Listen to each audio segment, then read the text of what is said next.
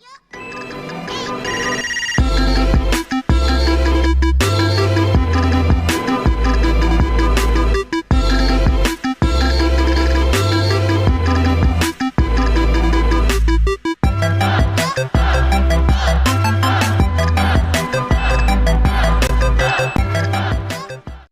good, everyone?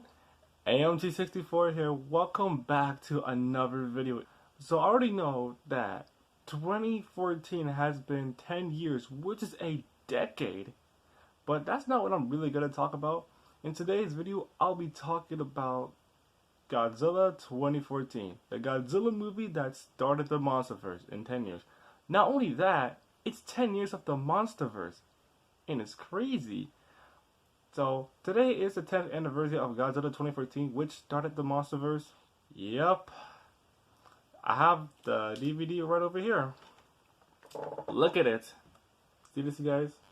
I have the DVD right here. I didn't watch this movie in theaters when I was a little kid. I seen this on DVD, just like I just showed you. And I also have a DVD right in here. See that? Yeah. I've been keeping this for years, like it's my holy grail. Like I'm keeping it as like a souvenir, you know what I mean? I had such great memories about watching this movie when I was a little kid. It's actually the first Godzilla movie I seen, which brought me to the Godzilla community. You know, being a huge fan of the Godzilla franchise, you know? You know what I mean?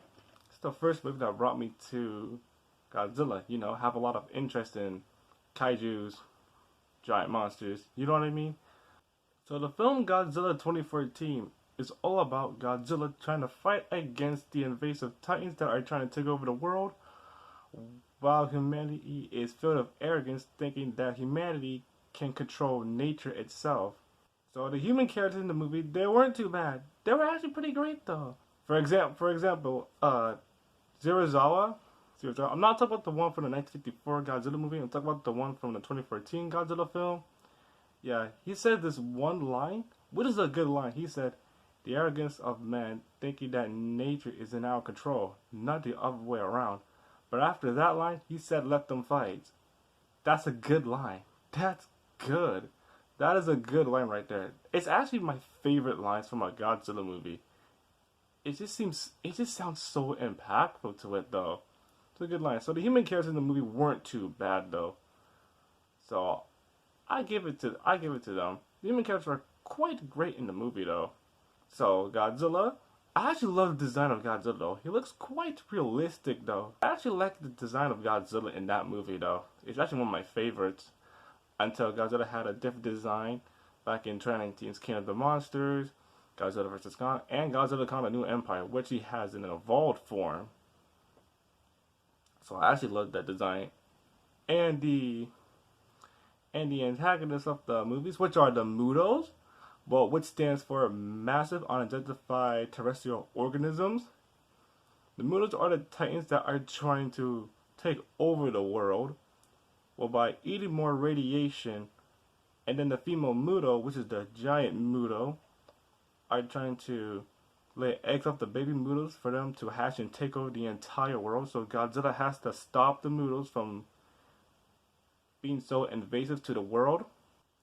And when Godzilla shows up on screen, things were about to go down.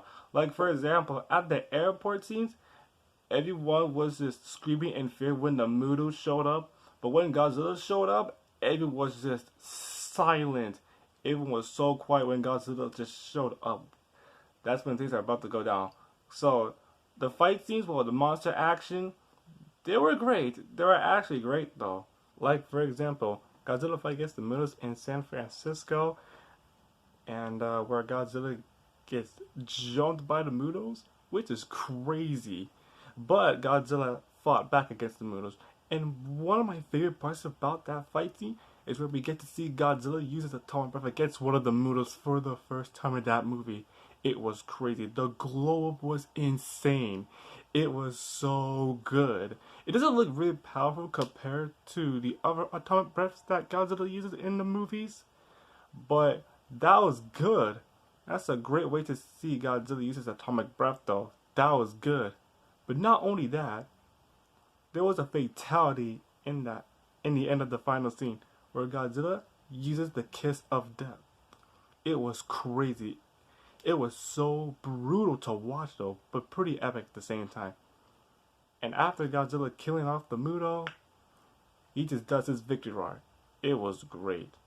And one of my favorite parts in that scene as well, during the final battle while Godzilla fighting against the Mutos, Godzilla swing his tail against the male Muto right onto the building. I was like, damn, that was brutal. That's a brutal way to die. But that's crazy though. So when I first saw the movie, it just makes me think, well, almost makes me think that Godzilla is just actually the villain, but he wasn't really. It's just Godzilla being the force of nature, trying to fight off the Mutos that are trying to be taking over the world. So how I would describe the movie, it's very intense. It's so eerie to watch. It's very intense to watch though. Like, it's very intense to watch though, and I really enjoyed that movie.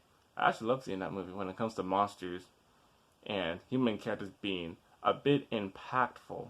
I'm going to rate this movie a 9 out of 10 because, okay, now, I know the humans have been taking so much screen time in the movie because I just want to see some monsters being in action, you know, just to duke things out. It's still a good movie though. It's really great though. So, with that being said, that's going to do it for this video, talking about the first Godzilla movie that started the Monsterverse, Godzilla 2014. Now, if you guys have seen the movie, what are your thoughts about Godzilla? Did you like it or did you not like it? Let me know in the comments down below. So, if you guys really enjoyed this video, make sure to hit the subscribe button, turn on notifications, leave a like, and leave a comment down below. Now, I'll see you guys next time.